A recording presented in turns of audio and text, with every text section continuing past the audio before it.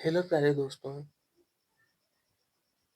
इस वीडियो में आप सबके लिए अध्याय नंबर जो 5 दिया है, आधुनिक विश्व में चरवाहे।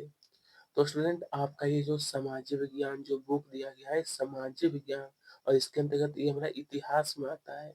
ये कौन सा है? इतिहास के अंतर्गत जो अध्याय 5 दिया है आधुनिक विश्व के चरवाहे। आपका निदानात्मक कक्षाओं के जो मॉड्यूल बुक दिया है ना, इसे हम लोग बिल्कुल सोल्व करेंगे और बिल्कुल नई किताब जो आपका दिया गया था।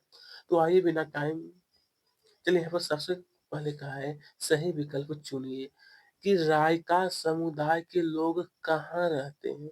तो आप लोग यहाँ देखिए 4 ऑप्शन दिया गया है। देखिए दोस्तों, पूछा है कि रायका समुदाय के लोग कहाँ रहते हैं। तो आप सभी लोगों को 4 ऑप्शन दिया, तो इसका ऑप्शन नंबर जो फर्स्ट में दिया ना राजस्थान, यह बिल्कुल सही है और इसमें टिक लगा लेना है, ठीक है। चलिए आइए सेकेंड क्वेश्चन हम लोग स्टूडेंट देखेंगे कि चराई चराई क्षेत्र कम होने का क्या कारण थे। इसके कम होने का दोस्तों, इसका सही उत्तर हो जाएगा हमारा उपयुक्त सही। कौन सा होगा? उपयुक्त सही, यानी द वाला ऑप्शन हमारा सही है, ठीक है। उसके बाद में दोस्त तीसरा क्वेश्चन कहा गया था कि पहाड़ी मैदान को क्या कहा जाता है। पहाड़ी मैदान जो होता है उसे क्या कहा जाता है, तो यहाँ पर होगा रुग्याल। क्या कहते हैं उसको? रुग्याल, ठीक है। चलिए क्वेश्चन नंबर 4 देखते हैं। तो पूछा गया है उपनि उपनिवेश बनने से पहले अफ्रीका का मासाई समूह कितने श्रेणियों में बटा हुआ था। कितने श्रेणियों में दोस्तों? इसका आंसर होगा 2। कितना? तो 2 श्रेणियों में, ठीक है। चलिए आइए अब देखने वाले हैं क्वेश्चन नंबर 5 में पूछा है ओपनी औपनिवेशिक सरकार की आय का मुख्य जो मुख्य स्रोत वो क्या है। इनका मुख्य स्रोत, तो इसका सही उत्तर होगा कृषि कर। क्या होगा दोस्तों? कृषि कर, ठीक है। आइए अब देखने वाले क्वेश्चन नंबर 6 में पूछा गया था कि गुज्जर गुज्जर बकरवाल कहाँ रहते हैं। अच्छा, गुज्जर बकरवाल जो है, तो आप लोग ध्यान से देखिए। इसका जो सही आंसर होगा वो होगा जम्मू कश्मीर। कहाँ पर मेरे दोस्त? जम्मू कश्मीर, ये बिल्कुल सही है। फिर देखने वाले हैं क्वेश्चन नंबर 7 में कहा है मारू मारू एवं रायका क्या पालते थे। क्या पालते थे दोस्तों? आंसर होगा ऊँट। क्या? तो ऊँट होगा, ठीक है। अब आइए क्वेश्चन नंबर 8 देखते हैं। तो पूछा गया कि औपनिवेशिक काल में मानसाई लोगों से कितने प्रतिशत चराई क्षेत्र छीना गया। कितने प्रतिशत दोस्तों? तो 8 का यहाँ पर होगा स वाला, यानी 60%। कितना? 60, ठीक है। चलिए आइए क्वेश्चन नंबर 9 में कहा है विश्व का सबसे बड़ा चरवाहा समूह किसे माना जाता है। किसे माना जाता है? तो यहाँ पर हो जाएगा हमारा अफ्रीका के मसाई। अफ्रीका के मासाई, ठीक है। आइए क्वेश्चन नंबर 10 में कहा गया है महाराष्ट्र की मुख्य गररिया जाति कौन सी है। महाराष्ट्र की जो है, तो आंसर होगा ढंगर। ढंगर, ठीक है। इस तरीके से आप इन्हें कंप्लीट करिएगा। चलिए स्टूडेंट यहाँ पर देखते हैं जो कहा गया हमसे कि रिक्त स्थान की पूर्ति कीजिए गुर्जर लोगों को। तो चलिए इन सभी का आंसर मैं अच्छी प्रकार से तैयार कर लिया हूँ और आपको मैं अच्छी और सही सही तरीके से बताने वाला हूँ। तो स्टूडेंट इसके आगे का जो क्वेश्चन दिया गया था, ये आपको कहा गया है ना कि रिक्त स्थान की पूर्ति कीजिए गुज्जर लोगों को। तो आप सभी को यहाँ पर भर लेना है भेड़ बकरियों का पालना व्यवसाय। व्यवसाय का मतलब उनका यही काम होता है। सेकेंड क्वेश्चन औपनिवेशिक सरकार ने जनजातियों के लिए, तो आपको यहाँ पर लिखना अपराधी अपराधी अधिनियम पारित किया, ठीक है। उसके बाद देखिए तीसरा क्वेश्चन है, यहाँ पर मेरे दोस्त आपको लिखना है भेड़ गीले मानसून को बर्दाश्त नहीं कर पाती है। उसके बाद मेरे दोस्त यहाँ पर जो लिखना है कुपोषण हो जाएगा कि घास के बिना पशु क्या होते हैं? कुपोषण का शिकार। कुपोषण का मतलब होता है कि ये बीमारी होता है कि जो अल्प मात्रा में खाना खाते ना, उन्हीं को हम लोग कहते हैं कुपोषण। मारू रायका के समुदाय की बस्ती को यहाँ पर को ठंडी कहा जाता है। राजस्थान के पुष्कर में मेरे दोस्त यहाँ पर आप सभी को लिखना है ऊंट का सबसे बड़ा मेला लगता है। उसका फिर क्वेश्चन नंबर 7 है। मासाई शब्द का शाब्दिक अर्थ होता है मेरे लोग। ये मासाई शब्द जो दिया ना, इसका अर्थ है मेरे लोग। और यहाँ पर बना आपको ठूठ, क्या लिखना है? ठूठ। क्वेश्चन नंबर 9 देखिए, तो आप सभी को यहाँ पर भरना है पूर्वी अफ्रीका। पूर्वी अफ्रीका, ठीक है। तो इस तरीके से आप इन्हें जब पूरा कर लीजिएगा, तो यहाँ पर हमसे कहा गया था प्रश्न 3 में सत्य असत्य आपको लिखना है। फर्स्ट क्वेश्चन जो दिया है कि गुज्जर बकरवाल समुदाय के लोग भेड़ बकरियों के बड़े बड़े रेवर रखते हैं, तो ये बिल्कुल सत्य है दोस्तों। सेकंड क्वेश्चन आपका ये दिया है, यह भी बात हमारा बिल्कुल सत्य है कि चरवाहा कार्य में अफ्रीका के 2.25 करोड़ लोग कार्य करते हैं, ठीक है। उसके बाद देखिए यहाँ पर जो आपका दिया है, ये भी असत्य हो जाएगा। और ये चौथा जो भाग दिया है कि घुमंतु जाति का मुख्य व्यवसाय सब्जी उगाना, तो बिल्कुल गलत है। घुमंतु जो होते थे, उनका होता था चरवाहा का काम, ठीक है। और ऊंचे पहाड़ों में स्थित घास के मैदान को रेवर कहते हैं, यह भी असत्य है। अपराधी जनजाति अधिनियम 1971, ये बिल्कुल सत्य है। अपराधी जनजाति अधिनियम जो है ना, 1971 में पारित किया गया। और ये जो दिया कि सितंबर अक्टूबर में काटने वाली फसल को रबी कहते हैं, ये भी गलत ही है, बल्कि उन्हें खरीफ फसल कहते हैं, ठीक है। भारत पाकिस्तान का विभाजन 1950, यह भी असत्य है।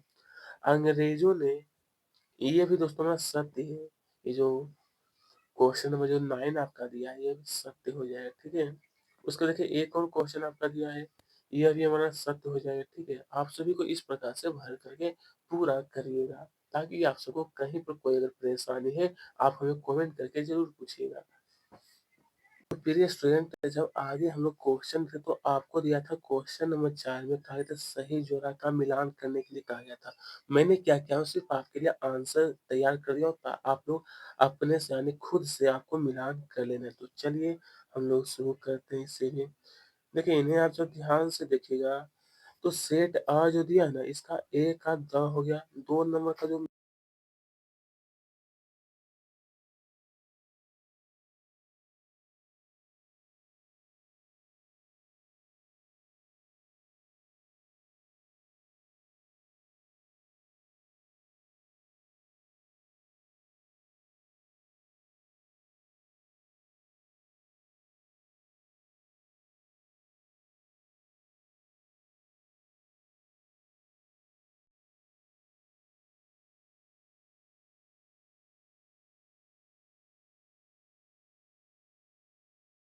तो स्टूडेंट यहाँ पर जो कहा गया था, आगे का जो क्वेश्चन दिया गया था ना, वो पूछा गया था हमसे कि एक शब्द एक वाक्य में। फर्स्ट क्वेश्चन दिया कि औपनिवेशिक सरकार ने अपराधी जनजाति अधिनियम। और बिल्कुल दोस्तों नई किताब आपका जो दिया गया, वही प्रश्न मैंने यहाँ पर तैयार कर लिया हूँ। इसका आंसर क्या लिखा है? 1871 में सेकेंड क्वेश्चन कहा गया है, ऊंचे पहाड़ों में स्थित घास के मैदान को क्या कहते हैं? तो आपका आंसर हो जाएगा रुग्याल। क्या कहते हैं? रुग्याल। तीसरा क्वेश्चन पूछा गया है कि काफिला, काफिला किसे कहते हैं? इसका उत्तर होगा चरवाहों के मौसमी भ्रमण का समूह, भ्रमण का समूह, ठीक है। उसके बाद दोस्तों क्वेश्चन नंबर 4 में पूछा गया कि टांग्या टांग्यानिका का नाम 1964 में बदलकर क्या रखा गया? तो इसका उत्तर होगा तंजानिया, तंजानिया, ठीक है। इसके आगे जब देखेंगे, तो हमसे पूछा गया कि अफ्रीका के मासाई लैंड के पीछे कौन सा पहाड़ स्थित है? इसका उत्तर क्या लिखना है? किलिमंजारो पहाड़ी, किलिमंजारो पहाड़ी होगा, ठीक है। उसके बाद नंबर 6 में पूछा गया हमसे कि किलिम किलिमंजारो जल परियोजना किस इलाके से होकर गुजरती है? तो इसका उत्तर लिखना है आ अबो अबोसेली नेशनल पार्क, अबोसेली नेशनल पार्क, ठीक है। उसके बाद मेरे दोस्त पूछा नंबर 7 में, औपनिवेशिक शासन के अंत तक कीनिया में कौन कौन से नेशनल पार्क शिकारगाह के रूप में अस्तित्व में आए? इसका उत्तर लिखना आपको मासाई मारावे सांबुरु, ठीक है। अब आइए दोस्तों, उसके बाद नंबर 8 में फिर पूछा गया कि राजस्थान के रेगिस्तान में वोट डालने वालों को क्या कहते हैं? तो मारू रायका कहते हैं, ठीक है। फिर यहाँ पर 9 में हमसे पूछा कि रायका समुदाय का सिंध में प्रवेश कब से बंद कर दिया गया? इसका उत्तर है 1947 से, ठीक है। उसके बाद में दोस्त नंबर 10 में पूछा गया है 1885 में ब्रिटिश कीनिया और जर्मन तांगेनिका के बीच एक अंतरराष्ट्रीय सीमा के सीमा ने किस स्थान के दो टुकड़े कर दिए? तो इसका उत्तर है ना कि मासाई लैंड। चलिए अब आगे देखते हैं दोस्त। आगे जो आपका दिया था अति लघुत्तम, पहले बुक वाला दिखा देता हूँ। स्टूडेंट आपने जब बुक में देखिए तो कहा गया था कि भावर, भावर किसे कहते हैं? तो चलिए देखते हैं। यहाँ पर जो क्वेश्चन दिया था इसका आंसर लिखना है।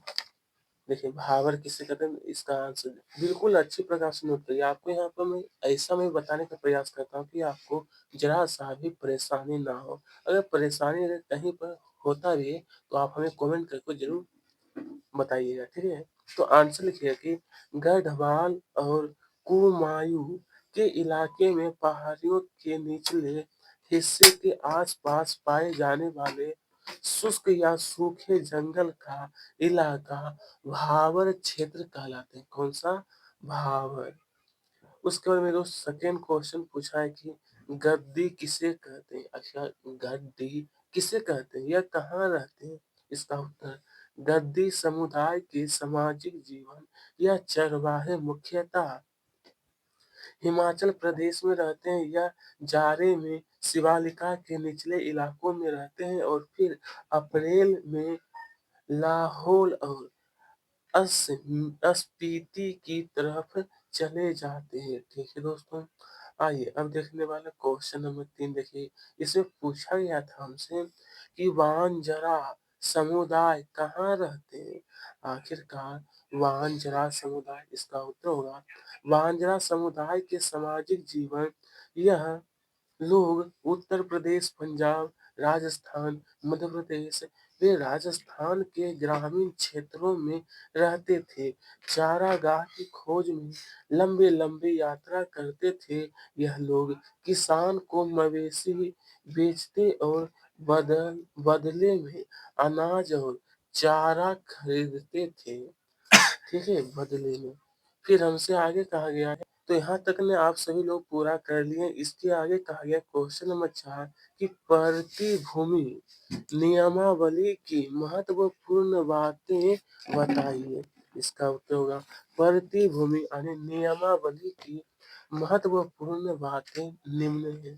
पहला पॉइंट आपको ये लिखना है कि गैर कृषि भूमि यानी चरवाहों से छीनकर खास लोगों को दे दी गई। दूसरा पॉइंट आपको ये लिख लेना है, देख सकते हैं यहाँ पर। ये तीसरा पॉइंट आप सभी के लिए दिया गया, ठीक है। आप लोग इन्हें ध्यान से देखिए और अच्छी प्रकार से नोट करिएगा। मैं आपको ऐसा इसलिए बताता हूँ ताकि आप सबको अच्छी प्रकार से समझ में आए और यहाँ पर क्या है, दिखाई भी स्पष्ट रूप से दिखाई देता होगा। पूछा गया कि रबी और खरीफ, और ऐसे क्या दोस्तों कि अगर मैं आपको बुक में बताता तो वहाँ पर राइटिंग में भी थोड़ी समस्या आती है और क्वालिटी उतनी क्लियर नहीं आता है, इसलिए रबी और खरीफ की फसल में अंतर बताइए। तो चलिए सबसे पहले रबी, तो यह क्या है कि यह फसल ठंड में बोई जाती है। इस फसल इस फसल पकाने के लिए सिंचाई की आवश्यकता होती है, उदाहरण के लिए गेहूँ और चना। देखिए और उसके बाद खरीफ के बारे में लिखना है।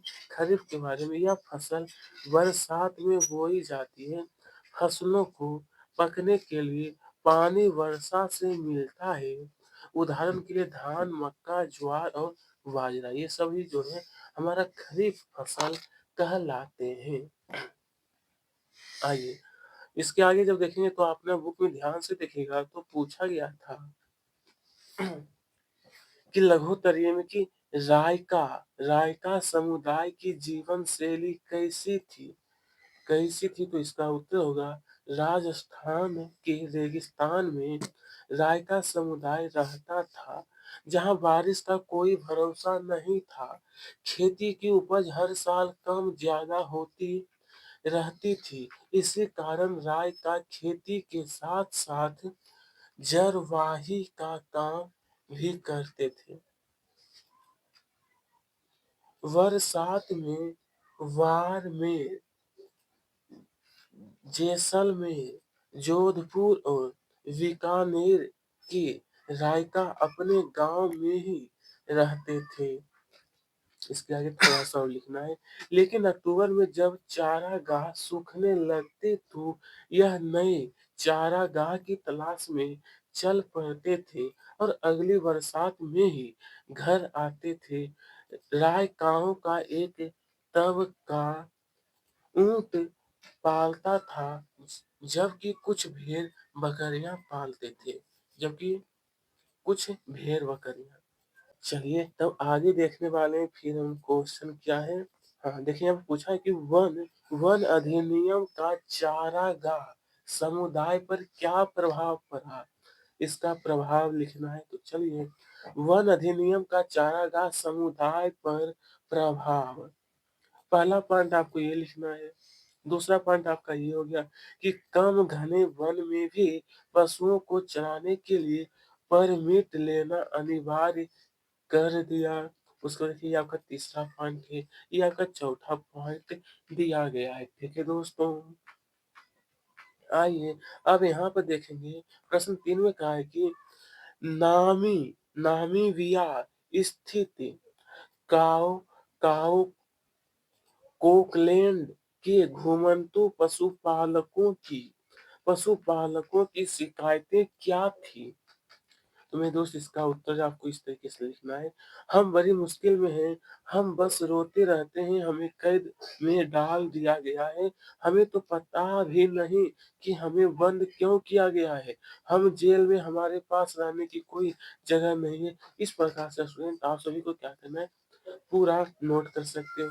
ठीक है, ठीक है, ये लघुत्तर ये तो थोड़ा सा लंबा इसका आंसर है। ओके, ये पूरा पहले आप लोग ध्यान से देखिए और आपको अच्छी प्रकार से नोट करिए।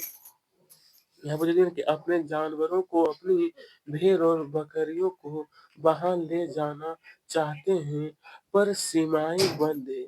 यह सीमाएं हमें मार दे रही है, जीना मुश्किल है। ठीक है, उसके बाद क्वेश्चन नंबर 4 में कहा है अपराधी जनजाति अधिनियम। यहाँ पर पूछा गया कि 1871 बनाने के क्या कारण बनाने के क्या कारण थे?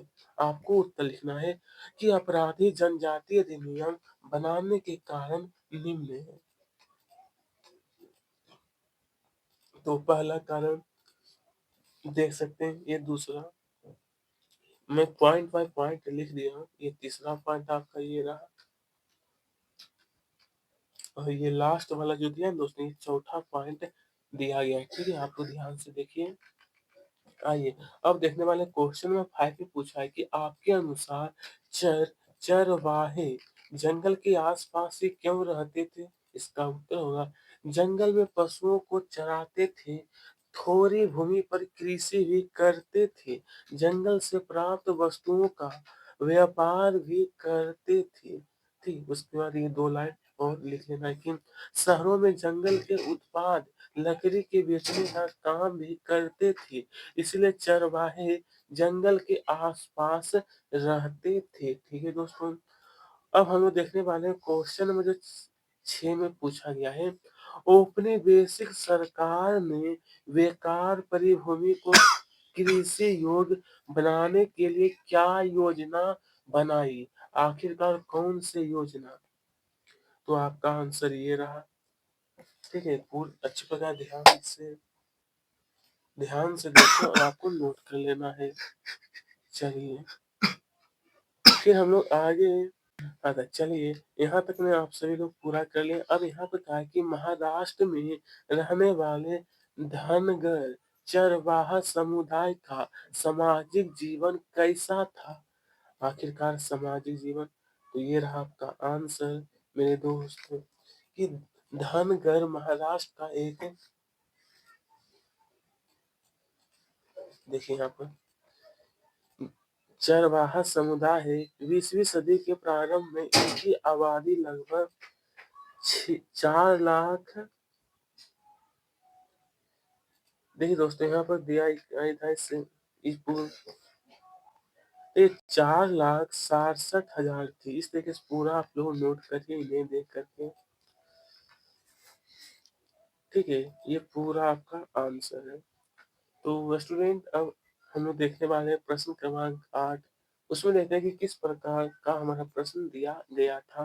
तो देखिए, पूछा गया था औपनिवेशिक काल में मसाई चरवाहों के जीवन में क्या क्या सामाजिक बदलाव आए? इसे का आपको विस्तार से समझाइए। तो सबसे पहले ये आप लोग लिखिए कि औपनिवेशिक काल में मसाई चरवाहों के जीवन में निम्नलिखित बदलाव आए। निम्नलिखित, ये देखिए आपका मेरे दोस्त, यहाँ पे देखिएगा तो पहला पॉइंट आप सभी के लिए दिया गया था। ये एक सेकंड, अब सही है। पहला पॉइंट जो दिया है ना कि चारागाह का कम होना, ये पहला पॉइंट है। इन्हें देखिए और इसे मैं विस्तार से बता दिया हूँ। उसके बाद यहाँ पे देखिए आप सभी के लिए दिया गया है कि कृषि क्षेत्र का विस्तार, ये रहा आपका तीसरा पॉइंट हो गया। शिकार के लिए चराई क्षेत्र का आरक्षण, तो इसके बारे में होगा कि माँ मासाइयों के विशाल चराई क्षेत्र पर औपनिवेशिक काल में पशुओं के पशुओं के शिकार, ये पूरा नोट करिए आप लोग। इस शिकार के लिए पार्क बना दिए। मसाई लोग इन पार्कों में ना तो पशु चरा सकते हैं और ना ही शिकार कर सकते हैं। पूरा नोट करिए। उसके बाद देखिए और भी पॉइंट दिया है औपनिवेशिक शासन। अगर आप चाहते हैं कि और भी पॉइंट लिखने के तो आप लोग लिख सकते हैं। ठीक है, ये औपनिवेशिक हो गया। फिर आगे देखेंगे तो यहाँ पर दिया है औपनिवेशिक शासन, ये भी औपनिवेशिक शासन है। ठीक है, तो आप सभी लोग इन्हें पूरा नोट करिए और इसी के साथ हमारा ये जो अध्याय है, यानी कि इतिहास भी, जो जितने भी अध्याय थे इसके अंतर्गत, सभी का सभी पूरा सोल्व कर लिए। तो धन्यवाद।